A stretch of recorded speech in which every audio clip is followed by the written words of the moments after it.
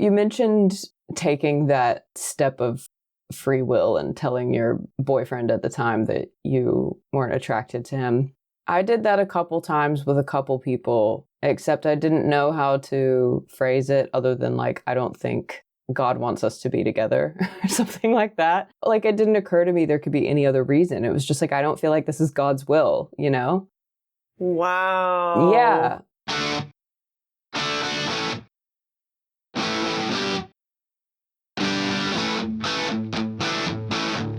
I'm Chris. I'm Syd. Welcome to Clothesline, a lighthearted, dark-humoured podcast for people who grew up in cults. We're two non-binary people who have known each other since we met as kids on a homeschool blogging site. Here, we're digging deep into how we grew up in fundamentalist, evangelical cults and how that's impacted our lives since leaving. This episode includes conversations about things like religious trauma, mental health, abuse, and other topics like that. We aren't doctors or psychologists. This podcast is not intended to give official advice or anything serious. We're simply here to share our stories and talk about these things in a very real and human way. Our intention is for you to feel less alone, less crazy, and more supported. Now let's get into it. Okay. 3, 2, 1. Do you feel satisfied? We can always do one more. I knew you were going to say that. Okay. Because it was slightly off, you know. All right. Sorry. 3, 2, 1. That was way off. Just use the first one. It was off because I was laughing too hard. Yeah. Yeah, the first one's fine. Good. Whew. We're doing it. We're doing it. It's been a while. Yeah, it's been like 3 or 4 weeks. Yeah. Since we recorded. Yeah. I don't know. Has life just gotten away from us? Yeah, as it tends to do. Yeah. I'm watching Rosie exploring the front yard right out the window in front of me. Oh. She's just been going around. She's been wandering. She's been sniffing. That's good that she's, active. Yeah. Especially... She had a health scare a while back, right? She did. I have a theory because she doesn't drink water and she never has. But I did see her about a week before this happened drinking like old rainwater that has collected in a pot outside. And I was like, okay, there's probably some bacteria, but like she's drinking water and like she hasn't had any health problems. So must be okay, right? A few days later, she was like having explosive, expulsions out the rear end, then started foaming at the mouth. And we had to take her to the emergency vet at 1 a.m. And it could have been 20 different things, So my theory, one of the possibilities was that she ate or drank something contaminated. And I think that she drank some contaminated water. So what do you mean she doesn't drink water? She doesn't drink water. However, I will say, after that, she did start drinking water because she was on house arrest for several days until she took a dump again because she wasn't also, shitting. So I think in that time she was like, dang, I'm thirsty. You can cut all this out, by the way. I don't know if anyone's going to care about our cat drama. I mean, I'll always include a little bit of the cats because that's just necessary. How's Connie? She's being a terror. Today, she sunk all her claws into my upper thigh, and I have these big red scratches. It looks horrible. Love that. She started hunting flies because I like to smoke with the door to the balcony slightly open so the cats can come in and out. Flies can also come in and out. And so right before I started recording, Connie was over there standing in the windowsill, staring upwards at these 2 flies and just meowing over and over again. And so I had to go over there with a fly swatter and get rid of them. And now I don't know where Connie is. Well, she's mad you took away her toys. Yeah, she has other toys. She has so many toys in this house. Does she play with them? Yeah, but her favorite toy is apparently me. Yeah. You got the scratches to prove it. Yeah. I'm not gonna lie, I'm so exhausted right now. I had the hardest day sorting out healthcare stuff. I have Medicare and Medicaid, since I'm on disability, Medicaid like pays whatever Medicare doesn't. Essentially, it fills in the gap. And I recently sent in my renewal forms and thought everything was fine. And then all of a sudden, the mental health place that does the DBT therapy group I'm in called and was like, you actually owe money because your Medicaid is inactive. And so I called like 5 people this morning and no one knew what was going on. And then I went in person to the social services building and no one knew what was going on.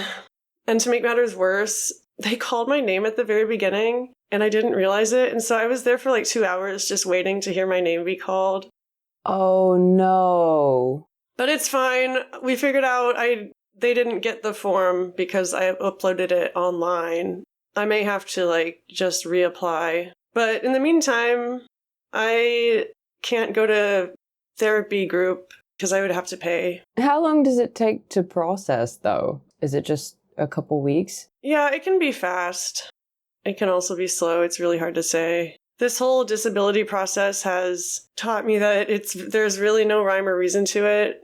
It just depends on the people. I mean, I'm super glad to have it, obviously. But like, I was in the office just like fighting back tears.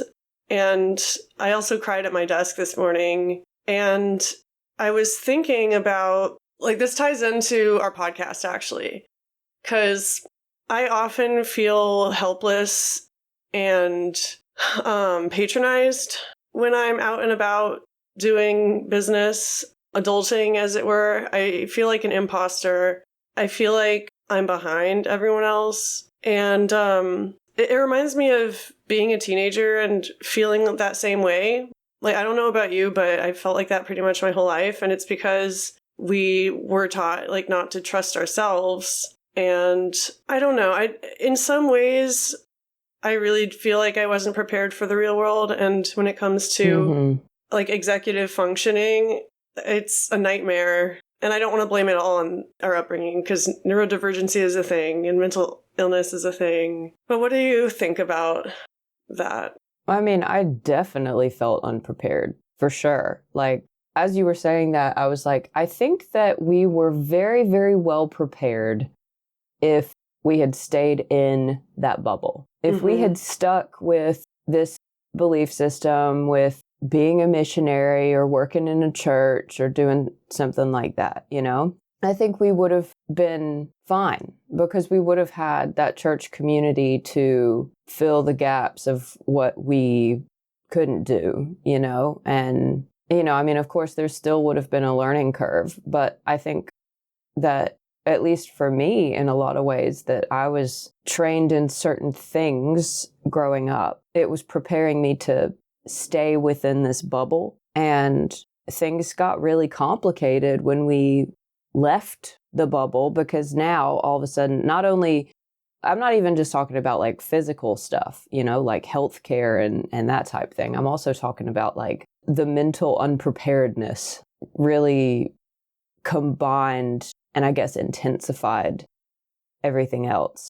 I don't know about you. Did you have skill regression when you left and you were starting to like figure things out? Not that I recall. I went straight from Christian school to working 3 jobs. And, you know, it was a rough transition. I'd never really worked before. I mean, I babysat and I worked at a hot dog stand on Lake Michigan for like a summer, but I hadn't had like a quote unquote real job. And so I guess I burned myself out a little bit, but I was also 20. Yeah. I don't know. What do you mean? Like, what are some examples of skill regression? I think maybe as I was saying that, I was just like, okay, I feel like things got much more complicated because I no longer had like a support network who would help me out with complicated things. For example, like I was 19 when I moved to Hong Kong and worked for the church, and I was like 21 when I left, or 22, one of those. And if I'd stayed in the church, let's say I went like the missionary route and I went somewhere else, or I was doing something else in the big city, I would have had people to help me out with visa paperwork, packing, logistics, that type thing. And any uncharted territory, I would have had the help and the brain power and the explanation from other people. But I left, I didn't have that support anymore. And therefore, I kind of felt like I was thrown in the deep end because visa paperwork was something that I had never really done before. When I moved to Hong Kong from small town Alabama, the church helped me with a lot of that form, like it was really complicated. There was only like a part of it that I did. They handled everything else. If I had gone to New Zealand like I did from living in Hong Kong, I was suddenly homeless. I was literally living in a tent. You talked about it on my podcast, Pickles and Vodka. Yeah, I did. That's right. The tent was iconic.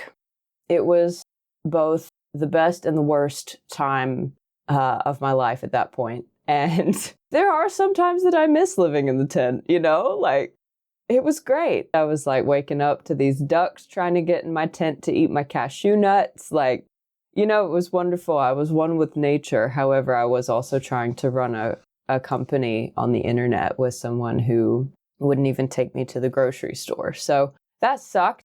But like, if I had stayed in the church, I would have landed in New Zealand and I would have had a support network instantly. I would have had places to stay. I would have had money. I would have had support, like whatever I needed, The skill regression that I really noticed came after I left my ex, and I had a lot of trauma and it took years. I even had to relearn how to eat with a fork. It was that kind of skill regression. It was really, really bad. But so I guess maybe the skill regression that came to mind when I was talking about all of this, in answer to your question, I didn't take my meds today, so I'm a little scatterbrained. I apologize. It's okay, because I have no energy, so we balance each other out. Okay, cool. I guess I noticed it a lot more in that I was more easily overwhelmed because I had no help, and because I was overwhelmed, things that normally would have made sense no longer made sense. Paperwork, for example, visas, that type thing. So all of those things are what came to mind when you were talking about all that. Man, that's really rough. And I feel like a lot of people have that experience. Like, at first, when you said skill regression, I kind of imagined emotional skills. Yeah. Because I feel like I had to learn how to make friends again. Yeah. After leaving the church.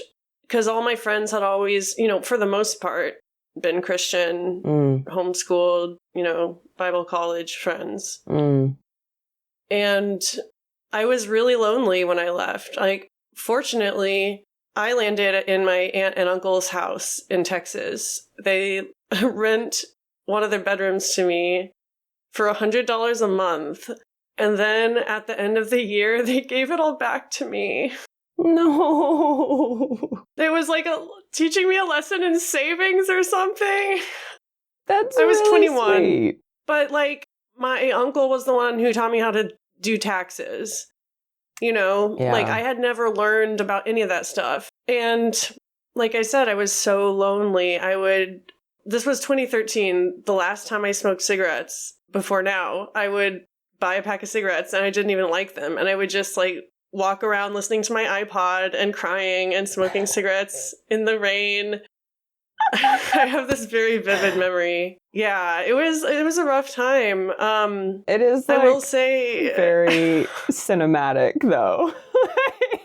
I guess this is the time to confess that I was sort of a hipster. You and I both were kind of like hipster adjacent. We were hipster, but like also when we were teenagers, we were like emo kids or like scene kids. So I feel like... Or wannabe. Yeah, wannabes.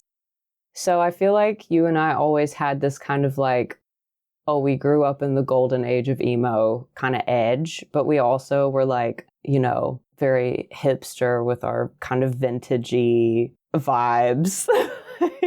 I remember being so jealous of you. I was like, oh my God, like your style was so cool. What era are you talking about? The hipster era. Oh. Yeah. I was just like, Did you I want to remember dress when like I that. I used to straighten my hair and put the little headband over my forehead. Yeah! Do you remember that look? Like, what? Why did we put headbands over our foreheads like that? I think probably like some images from like Anthropology went viral or something, and we were like, oh my God, that's like so cool. I think all the girls in my church at the time were really into that style. It was either like Anthropology or like twee. I don't know. What's there weren't twee? Like any. Twee is, it draws off a lot of like 1950s-ish era. It's very cute and like mod, whimsical. I don't know. That makes sense. I can't explain this now, Syd. Okay, sorry. I've derailed us. Someone explain what twee is to Syd. Yeah. In the comments of this video. Please give me examples of what it is. I need to know. But yeah, speaking of comments... Oh, sorry. Were you going to say something else about that? I was just going to say one thing. I think I probably did say this in the last episode at some point, but I don't want it to sound like I all of a sudden had zero support and that everyone excommunicated me when I left the church. And this is something that I won't say that I beat myself up about it, but it is something that I do gaslight myself about it sometimes. Mm. And obviously, it's like all quite fuzzy because that was a long time ago, but I'm sure that some people did effectively excommunicate me, whether in their hearts or in their actions.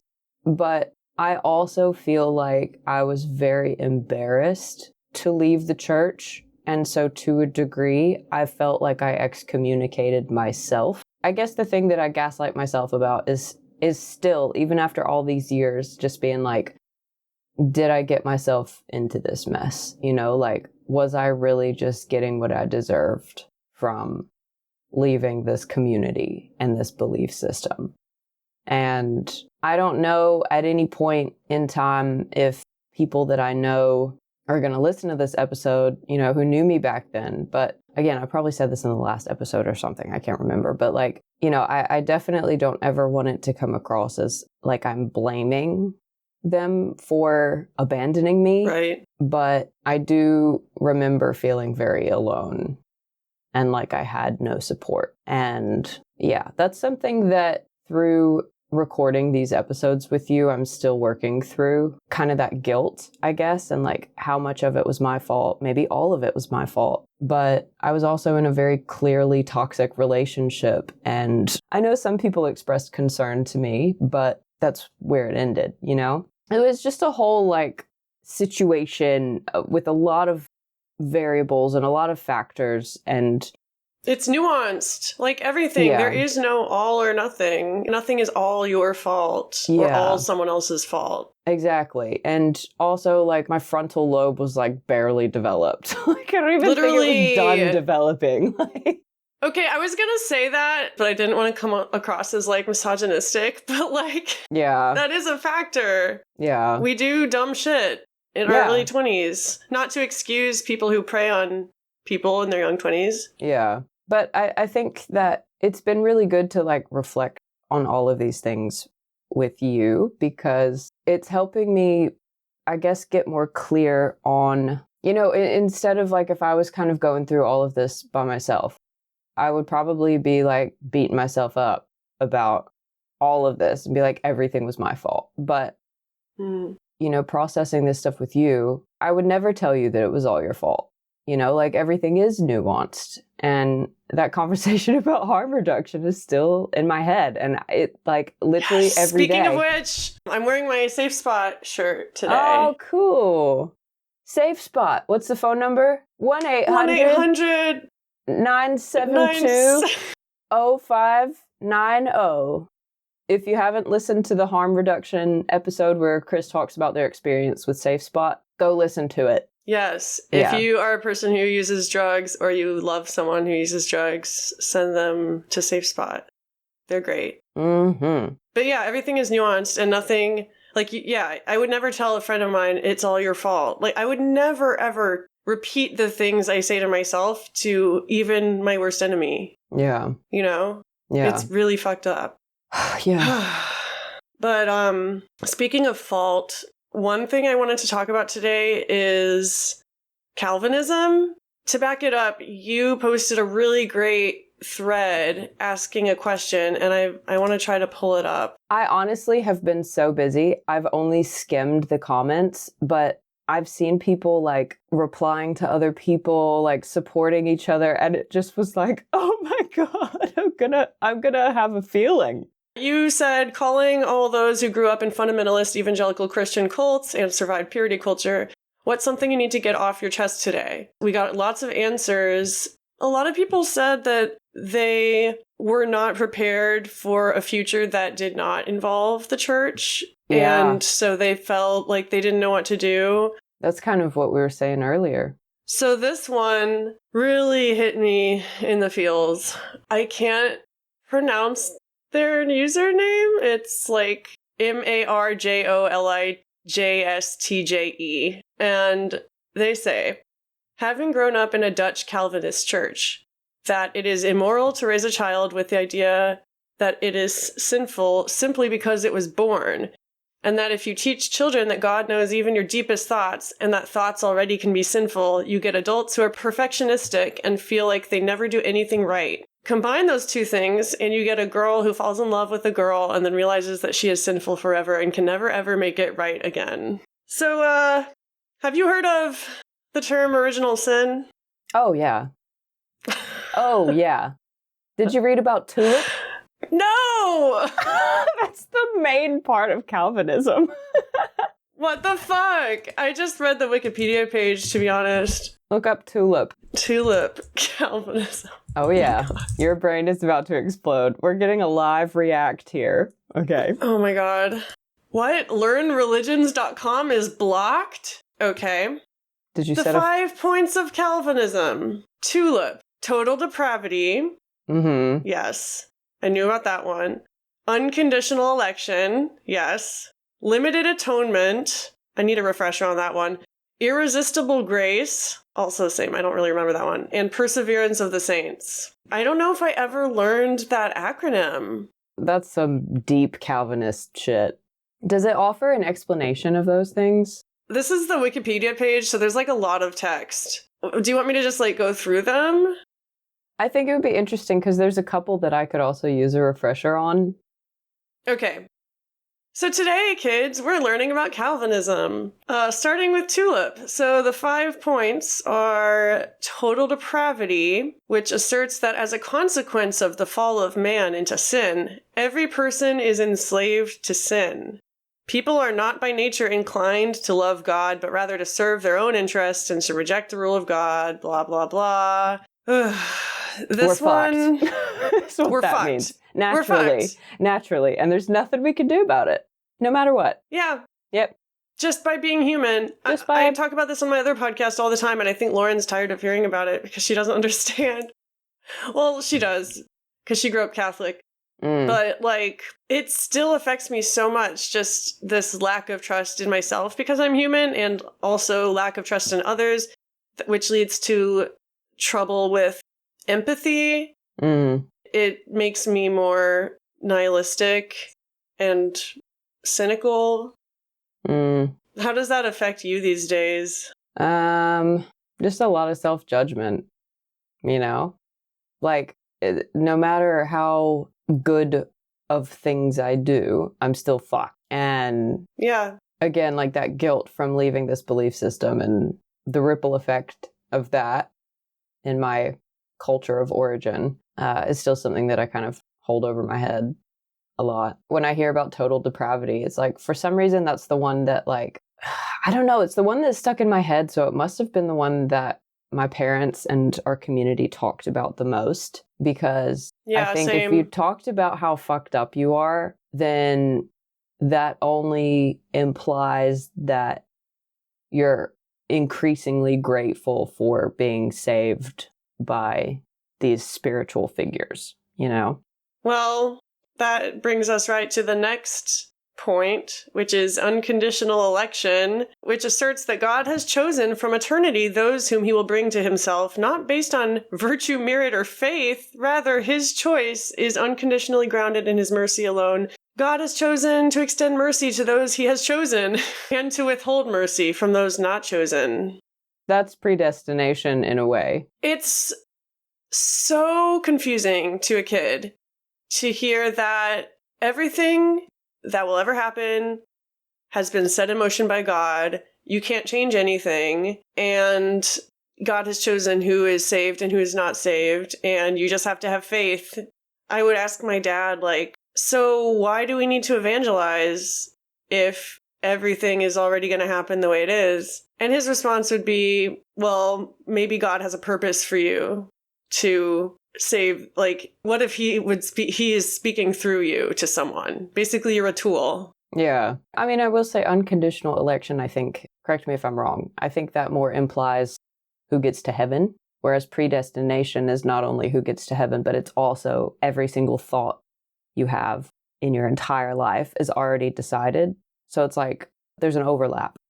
But it's really confusing once you learn about this to be like, okay, pray the sinner's prayer and then invite Jesus into your heart and then you go to heaven. But you also might not if you're not chosen. Yeah. I mean, I clearly am not. So I don't think I'd really want to be, though. No. Even as a kid, I was low-key kind of bored with heaven. Yeah, the only idea that appealed to me is that I think someone told me, like, anything's possible in heaven, like all your dreams come true. And I was like, you mean I can breathe underwater? So when I thought of heaven, I thought of this, like, this is so weird. We could probably psychoanalyze this, but, like, this is what I thought when I was little. I was like, heaven is going to be sick. Because there's probably this hole in the ground that's like, if you make a circle with your arms in front of you, it's probably about that big. And it just like went down indefinitely. Kind of like in The Little Mermaid. She like goes in this underwater cave. It's basically what I'm describing, which is like this kind of like round, very deep cave that just keeps going down. And that's where she keeps all of her little trinkets, like her forks and shit, you know? And that's what I imagine heaven was like. Was like I could go down there and I could be like Ariel and I could breathe underwater and just stay down there with all my little trinkets at the bottom of this ocean or whatever. That's so autistic. You're not wrong. But like, that's beautiful wrong. Too. That's kind of cute. I mean, I still think about that like as a little comfort visualization, you know. I could not picture heaven. I also couldn't picture getting married. And those are two things that people wanted me to think about a lot as a kid. Yeah. I could never picture getting married either. I would feel dread even when I pictured myself having to walk down an aisle and like have the attention of everybody. That's my worst nightmare. Mine was just at least it was back then. Wearing a dress, and I was always so embarrassed to have any sort of like affection with anyone in any capacity around anyone else.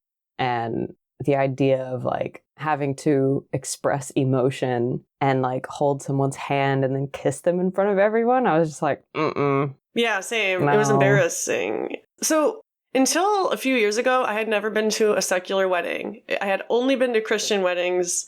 And one thing that I think is universal is everyone just picturing the bride and groom having sex for the first time on their wedding night. You know, because even if they are having premarital sex, they're not going to say anything. They're going to keep having that, letting people think that they're not. Yeah. You just know everyone's thinking about that. It's just so awkward. It's uncomfortable. Yeah. Yeah.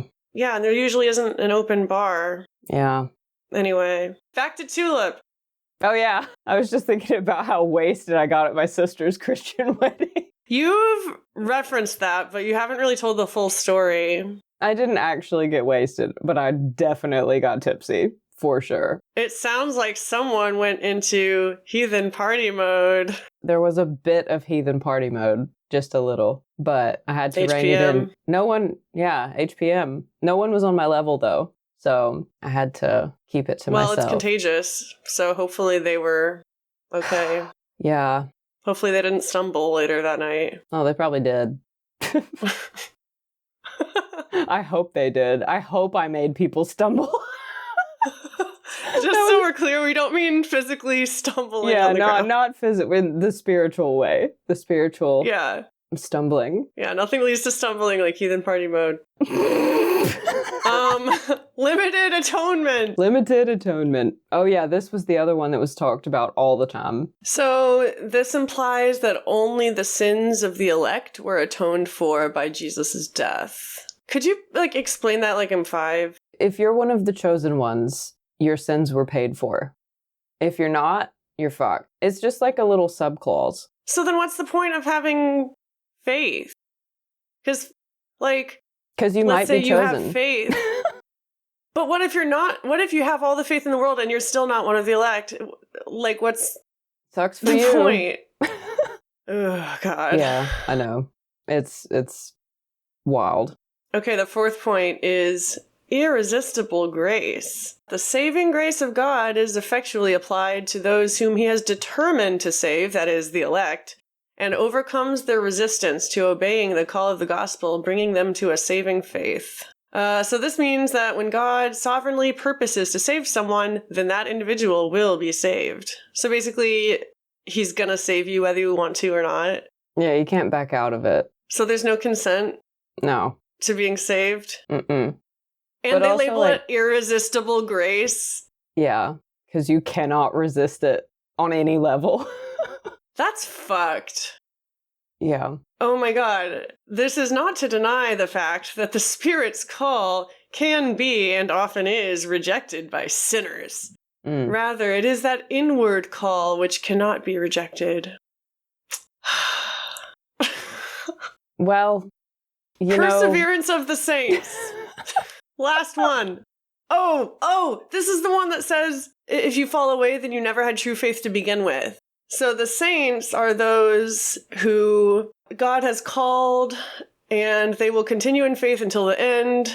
Those who apparently fall away either never had true faith to begin with, or if they are saved but not presently walking in the Spirit, they will be divinely chastened and will repent. I'll pass. So, let's say God wants to save you whether you want to or not.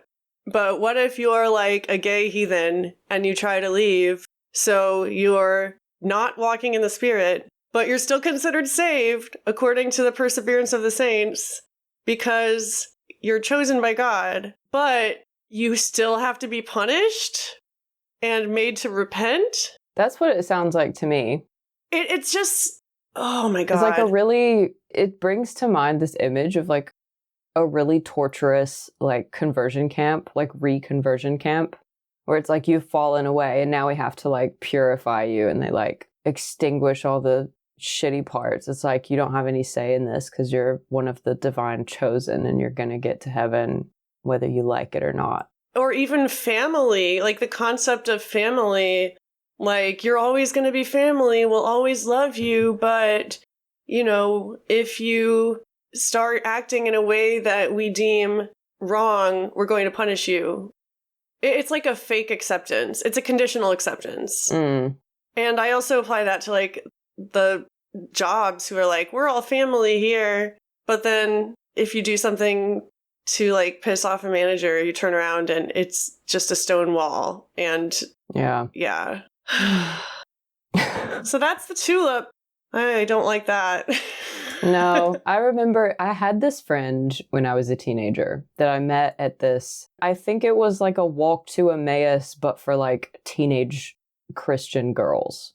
What's the walk to Emmaus? Is that walking in Jesus' footsteps? It was one of those adult indoctrination camps or something. Hi, Fang! He looks so unimpressed. He's very unimpressed. What do you want? He's so beautiful. Basically, we had no contact with the outside world for 3 days, something like that. And then, at the end, there was this, candlelight ritual where, all the lights were off and there were, millions of candles set, in a path through this, a winding path through this big room.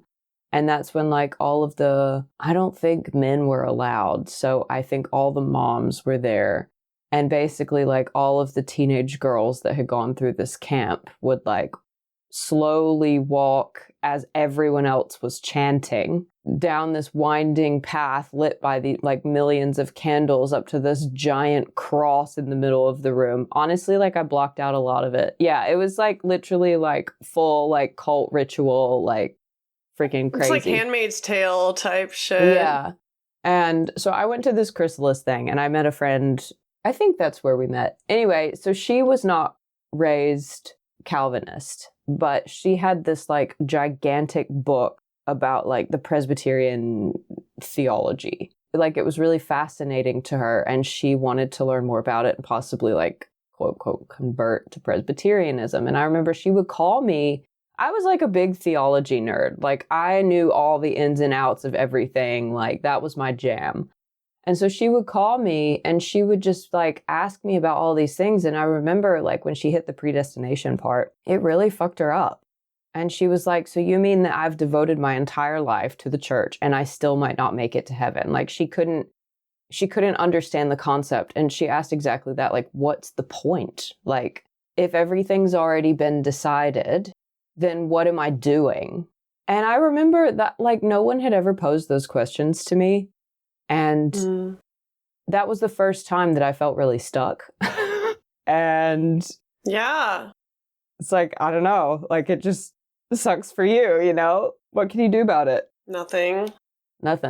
Except repent. I found the other comment that I wanted to read. So it's from Solar Azalea. And they say, I have no career because I'm a woman and I was raised in a Calvinist Christian bubble with no exposure to career options or education tracks with the mindset of being able to provide for myself. I'm nearly 40. Yeah. Yeah, I don't know. I feel like we need a whole episode to just go over these comments because there's a lot of good ones there. But yeah, I'm done like reading about the theology stuff. I'm done with Wikipedia. This feels too like much like school. Yeah. It was a lot to take in as a teenager, and it's a lot to take in now. It's even more to take in now.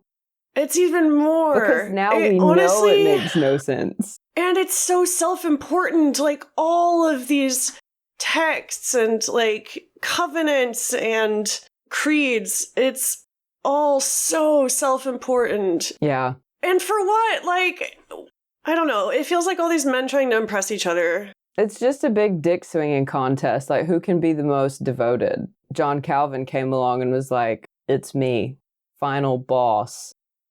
Yeah. I mean, basically, he was like rejecting the Catholic thing of you can only be saved through communion, right? Or by works, essentially. And he was like, no, you can only be saved by faith. Even if faith alone isn't even a faith without works a guarantee. Is dead. Is that in the Bible? I mean, Calvin said something like that. We heard that a lot growing up. Faith without works is dead. Yeah, the way that I was raised, your faith is ultimately the most important part. However, it is your responsibility to prove that you're faithful through your actions. Like it's just kind of like bonus points. You know, this is reminding me, honestly, of going through Social Security and trying to prove that I deserve to exist and to be, like, provided for by the government that I've paid taxes into my whole life, you know? And when you don't get what you're working for, it does feel kind of like, oh, I just wasn't good enough. I must have done something wrong. It couldn't possibly be that the system is corrupt or that there's... Oh my God, Kitty, stop. She was just like pouncing on the bed. She and Fang are tussling. I love that they're best friends. They're something. They're too cute. Sorry, I got distracted from what I was saying. That, like, if you don't get what you're working for, then it kind of affects you on a personal level, like I wasn't good enough. Oh, yeah. You don't consider that, like, maybe the system is corrupt or that the system is understaffed or, you know, underpaid, whatever. There's so many reasons to choose from besides the fact that I'm a piece of shit and I don't deserve anything. And guess which one I pick? That you're a piece of shit and you don't deserve anything? Yeah. Yay, I guessed right. Naturally. Who could tell? I'm awesome. I love you. Have we met? It's so exhausting blaming myself for everything. And I guess the alternative is blaming others, but then that doesn't feel good either, you know? Yeah. There's not always a clear course of action, and I think I want a clear course of action. Or at least, I don't know. Not that Calvinism was clear, but it was a direction. Yeah, definitely. There was always, I guess, a little more defined path when we were in this system of belief. Probably because there were exactly what a lot of the comments said. There were just so limited places that we could go. Mm-hmm. And that's why it felt safer and it felt more clear. Because when we left, suddenly we could do everything. And it's like, well, I don't even know where to start. Yeah. Yeah. If nothing is predestined, that means I'm in charge of my life. And I am an evil, sinful person who makes bad decisions. Yeah, so now that I don't have God or Jesus anymore, everything I do is going to be the wrong thing. And it's going to fuck me up even more. Unless I'm one of the elect, in which case everything is already set out for me. Well, everything's set out anyway. Even the heathens. So make it make sense. Make it make sense. I want to talk about free will now because I need to end on a positive note. You see in a lot of memes, like, free will exists, so I'm doing this. Like, yeah. I'm eating French toast for dinner because free will exists. I'm wearing a top hat to vacuum the house. Yeah, because free will. But I really love those, not only because I don't usually do things like, I'm a very routinous person, but, like, the concept of free will to me is so foreign because it was always painted as a bad thing. Yeah. Like a dangerous thing. Like people think they have free will, but little do they know that they're being controlled by God. Or the devil.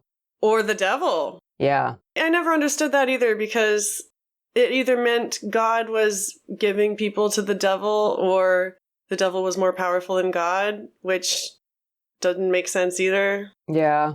There's a lot of conflicting lore there, I think. Yeah. So my first big act of free will, I think, in the church, besides listening to Christian emo music and wearing black, was dyeing my hair blue. It sounds silly.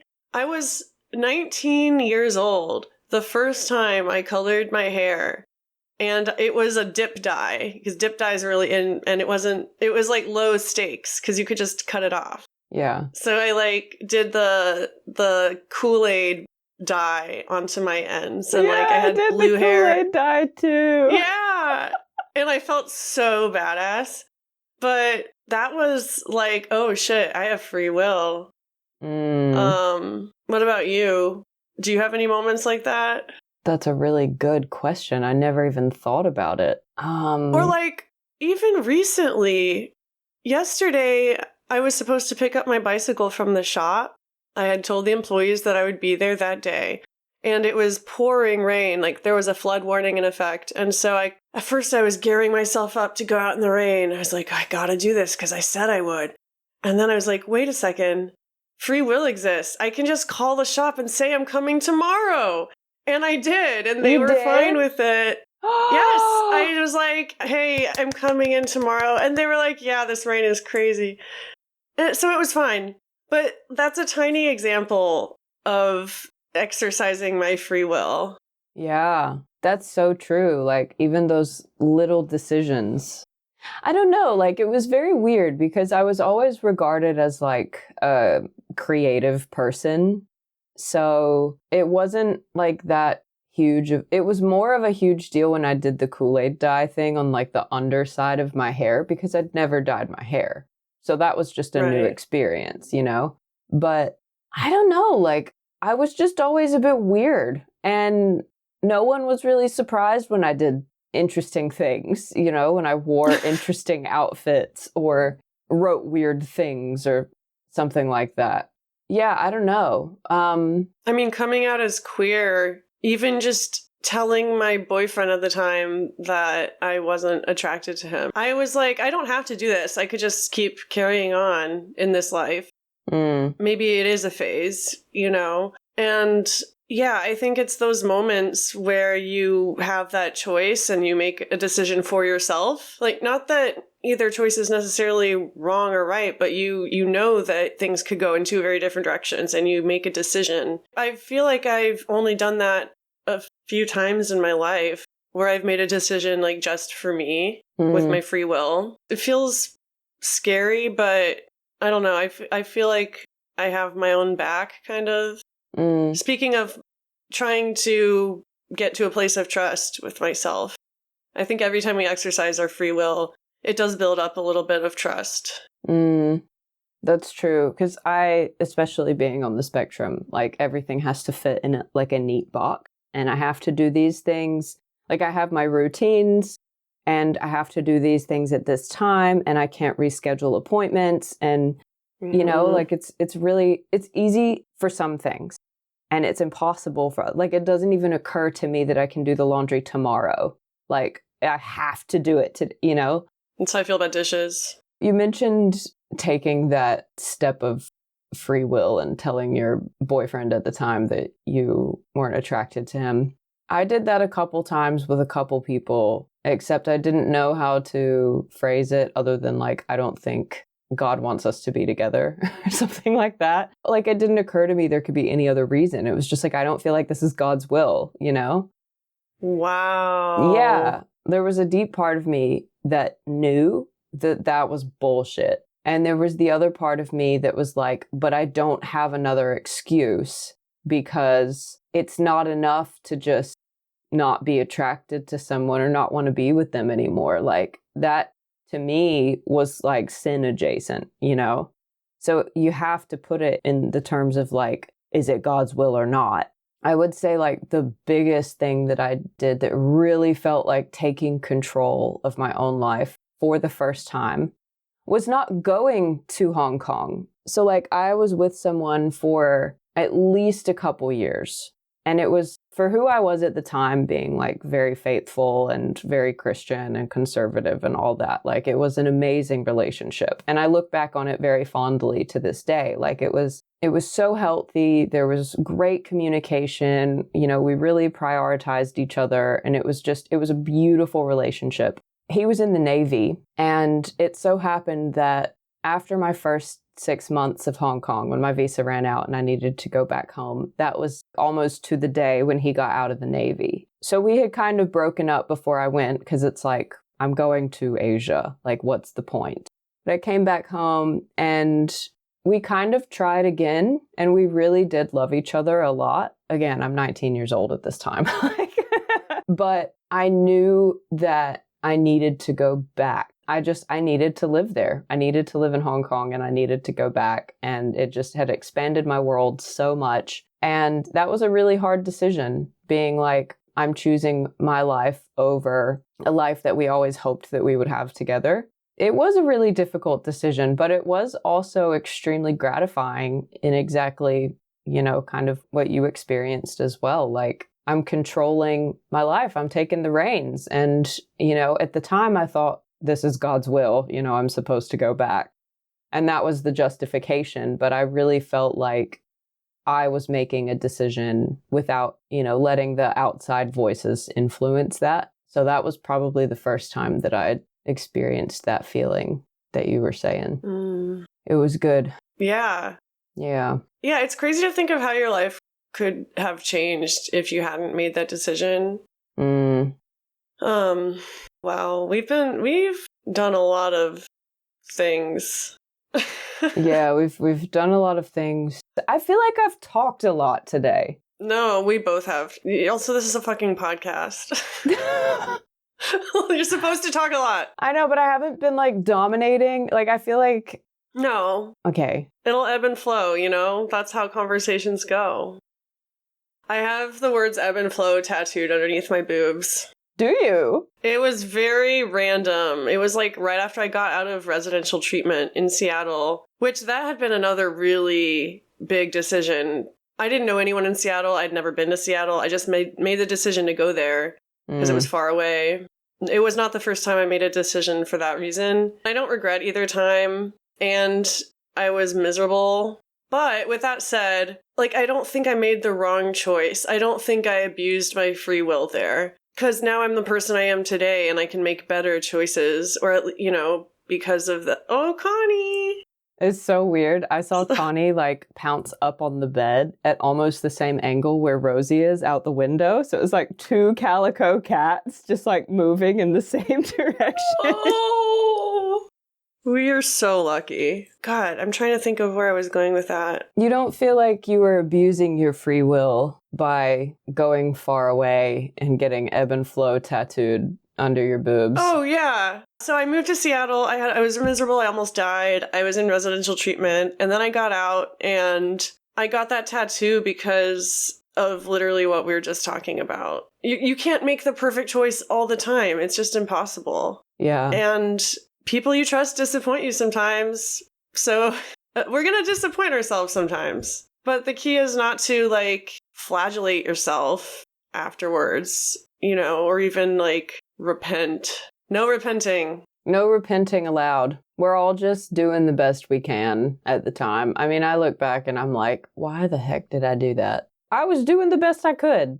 Like, I didn't have the knowledge that I have now. I would never tell someone else, like, you should have done better. Like, how do you know how to do better if you don't know how to do better? Yes, exactly. You can't know what you can't know, and all you can do is all you can do. I'm sure in a year from now, we'll look back at our current selves and be disappointed in some of our decisions. I hope so, because that'll mean we will have grown.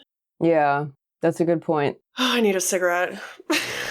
Me too, man. I'm planning for my US trip next month. Oh my God, next month? And I've decided that when I go on my solo road trip from Texas to Alabama and back, I would like to purchase a pack of cigarettes because heathen party mode. Heathen party mode. I need your cigarette expertise. Marlboro Smooth. Smooth. They're very minty. How much is a pack of cigarettes? It depends on the place. The place close to me sells them for like $10, and if I go a little farther, I can find it for $8. Oh my God. It's really expensive. That's another reason. What are you kidding? That's so freaking cheap. Wait, really? It's like $70 to $80 here. What?